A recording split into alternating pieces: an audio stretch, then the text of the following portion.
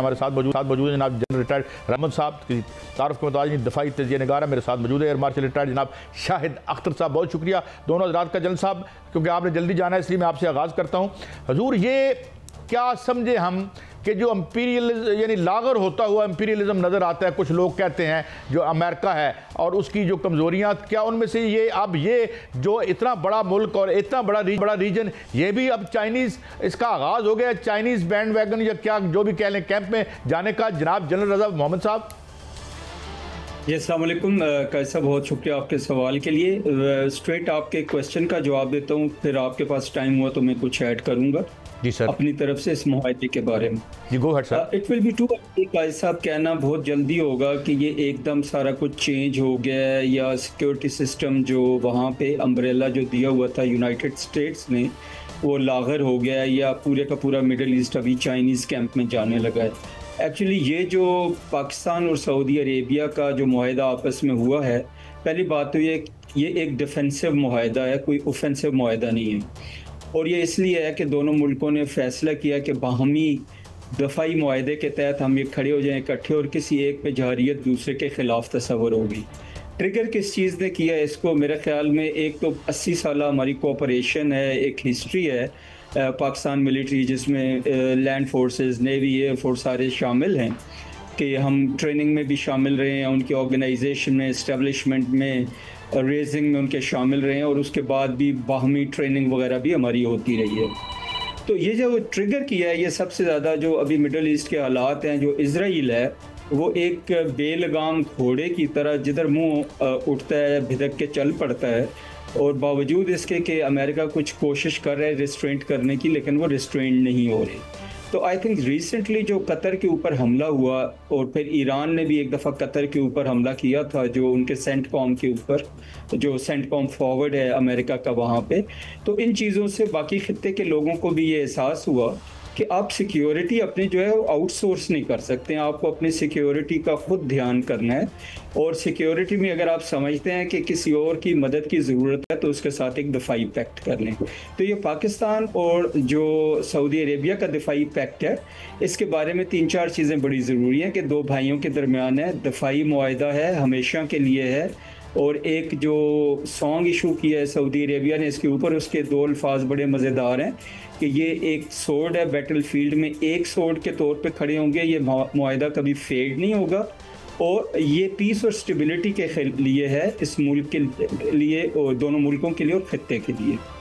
तो coming back to your original question जी, it will be too early कहना कि इसमें यूएसए की गिरफ्त बिल्कुल ख़त्म होगी या पूरे का पूरा जो खित्ता है वो चाइना की तरफ चल पड़ा। ओके, मैं ये मार्शल साहब मैं आपसे सवाल करूंगा सर, रहनुमाई चाहूंगा कि जो मुआहदा हुआ है इसको तारीखी मुआहदा कहा जाता है और दिफाई मुआहदा है। अभी जनरल साहब भी फरमा रहे थे कि ये दिफाई मुआहदा है, दिफा के लिए है। पाकिस्तान और सऊदी अरब के जो मुश्तरका दुश्मन, हमारा जो मुश्तरका दुश्मन है वो इजराइल है और हमारा दुश्मन जो है वो भारत है। अगर किसी भी मुल्क पर, दोनों मुल्कों में, पाकिस्तान और सऊदी मुल्क अरब के साथ जो है जारियत होती है, तो क्या दोनों मुल्क अपनी अपनी हदूद में, अपने अपने हदूद दरबा में रहकर जो है वो दिफा करेंगे, या अगर जारियत होती है सऊदी अरब पर इजराइल की, तो पाकिस्तानी जो अफवाज हैं, पाकिस्तानी जो असला है, पाकिस्तानी जो मिसाइल हैं या पाकिस्तानी जो तैयारे हैं, वो उस सरजमीन पर होंगे, उनका दिफा करेंगे और मुंह तोड़ जवाब देंगे? देखिए, अगर तो हम एक डिफेंस पैक्ट की रियल स्पिरिट की तरफ जाएं कि दोनों ने किया और कहा है कि हम एक हमला जो होगा वो दूसरे पे हमला तस्वर किया जाएगा, तो उसके पेश नज़र तो हर तरह की सपोर्ट फिर आप पे प्रोवाइड करना लाजिम हो जाती है, ठीक है। लेकिन हम बात कर रहे हैं सिर्फ रिस्पेक्टिव कंट्रीज़ को डिफेंसिव सपोर्ट प्रोवाइड करना, लेकिन इसका मतलब ये नहीं कि हम कोई एक्सपीडिशनरी फोर्स उनको दे दें कि वो कहीं और जाके उनके बिहाफ पे लड़े, इस तरह का नहीं सीन। बाकी आप ये देखें कि जब फॉर एग्ज़ाम्पल अमेरिका किसी के साथ अगर इस तरह का मुआहदा करता है या वो उसको सिक्योरिटी प्रोवाइड करता है, तो क्या वो उस मुल्क जिसको सिक्योरिटी प्रोवाइड कर रहा है उसके अंदर रह के ही उसको सिक्योरिटी प्रोवाइड करता है, या वो आउटसाइड से अपने मीन्स यूज़ करके वहाँ से सिक्योरिटी प्रोवाइड करता है? जैसे उनके पास एयरक्राफ्ट कैरियर हैं, जैसे उनके अपने जहाज़ वहाँ से उड़ के आ जाते हैं, जैसे उनके अपने मिसाइल हैं। मैं आपको एक मिसाल दे रहा हूँ कि इसकी डेफिनेशन को अगर एक्सपैंड किया जाए तो इसके अंदर बहुत सारी चीज़ें आ जाती हैं, लेकिन अभी उनके बारे में कुछ कहना कब इस वक्त होगा, वो इसलिए कि इसकी अभी डिटेल सामने आई नहीं है। लेकिन हम इसके फैक्ट के अंदर इसको जितना भी एक्सपैंड करना चाहें हम एक्सपैंड कर सकते हैं। Although there are some very harsh realities दुनिया की हैं जिसके पेश नज़र इसको ज़्यादा एक्सपैंड नहीं किया जा सकता। आप मुझे पूछेंगे तो फिर मैं आपको बता दूँ। चले मैं बात को आगे बढ़ाता हूँ। रज़ा मोहम्मद साहब, एक बात तो एक अंडरस्टैंडिंग जो आई है कि जो 19 बेसिस हैं ये तो इजराइल की ही बेसिस हैं, जो अमली तौर पर हमने देखा उनकी जो सेंटकॉम वहाँ बैठी हुई थी जब ये हमला हुआ। लोग तो और भी बहुत कुछ कह रहे हैं कि क्या इतला थी या नहीं थी कतर को।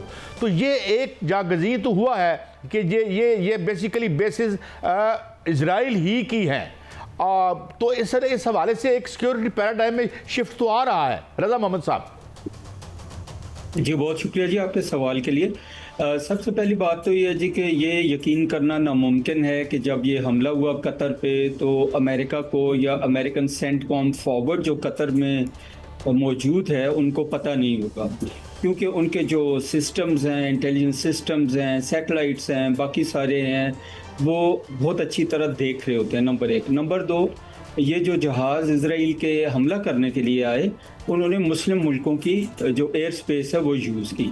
तीसरी चीज़ ये है कि मैंने ये भी सुना है कि उनको रास्ते में रीफ्यूलिंग भी दी गई, और रीफ्यूलिंग जो खबर आई है वो शायद अमेरिकन और यूके के जहाज़ों ने दी। तो इन सारी चीज़ों को जब हम देखते हैं तो हमें ये पता चलता है कि सारी की सारी जो हुई है, स्ट्राइक्स हुई हैं, जो भी बैटल हुई, एयर स्ट्राइक्स हुई, हमले हुए, वो मेरे ख्याल में अमेरिकन जो फॉरवर्ड कमांड है सेंटकॉम की कतर में उनको पता ज़रूर होगा। देर से पता चला या जल्दी पता चला वो एक अलग क्वेश्चन है। उन्होंने कतर को बताया नहीं बताया वो भी एक डिफरेंट क्वेश्चन है। कुछ लोग कहते हैं जी उन्होंने कतर को एंड टाइम पे बता भी दिया था, बट आई थिंक कि ये इसमें कोई शक की बात नहीं होनी चाहिए कि ये अमेरिकन सपोर्ट और नॉर्ड के साथ ज़रूर हुआ होगा। अभी आते हैं कतर की तरफ।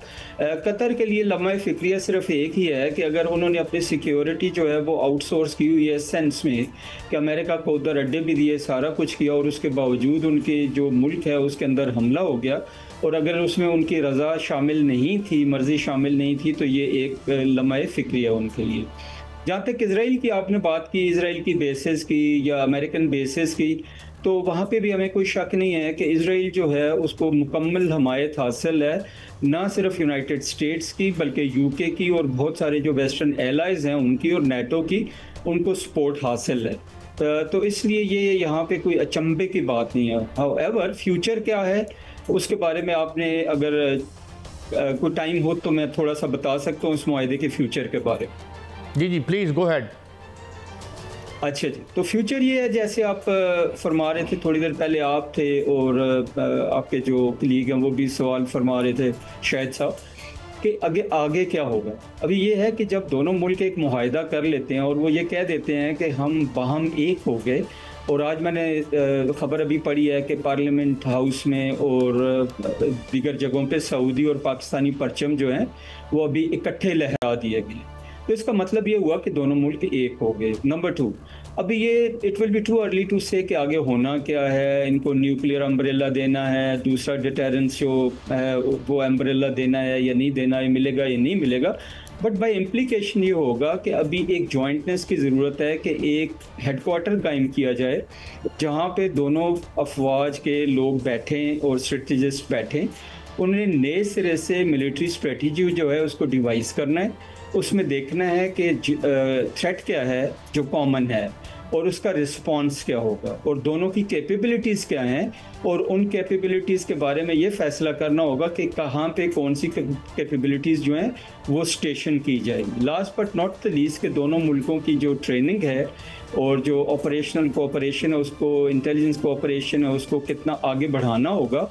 और आगे चल के मैं ये भी कह सकता हूँ कि जो ये मुआहदा है ये सिर्फ मिलिट्री नहीं है, ये मिलिट्री है, इकॉनमी है, सोशो इकनॉमिक डेवलपमेंट है, पीपल टू पीपल है। इसमें आपके पास एक वाइब्रेंट यूथ है जो बड़ी इंडस्ट्रियस और ब्रेव है, उसको आप तैयार करके आप सऊदी अरेबिया में भेज सकते हैं मुख्तलिफ शोबों में, इवन डिफेंस में भी। तो ये it is going to take time. लेकिन एक बात तय है कि जब एक दफ़ा आप कह देते हैं कि एक पे हमला दूसरे पे तसव्वुर होगा, तो इसका मतलब है एक दूसरे की कैपेबिलिटीज़ दोनों के लिए हैं। लास्ट पॉइंट यहाँ पे ये कहना चाहूँगा, डिस्पाइट द फैक्ट कि पाकिस्तान माशाल्लाह मिलिटरीली कैपेबल मुल्क है, सऊदी अरेबिया की अपनी कैपेबिलिटीज़ हैं, लेकिन दोनों मुल्कों में माजी में रिस्ट्रेंट दिखाया, बहुत मेच्योरिटी दिखाई, कोई रैशनेस नहीं दिखाई है, कोई इमेच्योरिटी नहीं दिखाई है, कोई एस्केलेशन नहीं की है। तो ये मुआहदा जैसे मैं पहले अर्ज़ कर रहा था डिफेंसिव है।